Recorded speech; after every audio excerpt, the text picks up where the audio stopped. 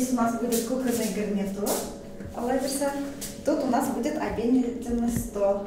Мы же так распланировали. Просторная трехкомнатная по сравнению с однушкой, в которой ютилась семья Ахуновых, конечно, не сравнится. У них двое сыновей, дети мечтали о переезде. Семья получила жилье по социальной ипотеке. Приметили, все уже обставили, как, что, где, как будет. Долго ждали квартиру?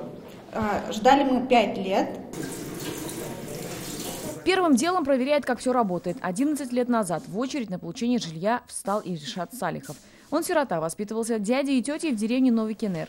Квартира пришлась кстати, молодой человек недавно женился. Есть все, что надо, минимально, вот газовая плита, раковина, там, унитазы, газовый котел, все, что надо для минимальной жизни.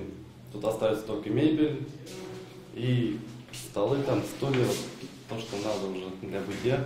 Новый микрорайон в Арске вырос буквально за год. Назвали его Северный, но сегодня здесь тепло, ключи от квартир получают 74 семьи. И соципотека, и ветераны, и дети-сироты. В общем, мы реализуем те программы, которые сегодня, благодаря нашему президенту, нашему правительству, реализуются в нашей республике. Если говорить о цифрах, то в целом по республике за год новоселье отметили 1900 семей. До конца года еще будут сдачи и открытия.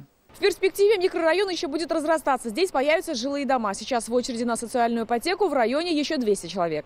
Альбина Слугараева, Вадим Ларионов, ТНВ, Арск.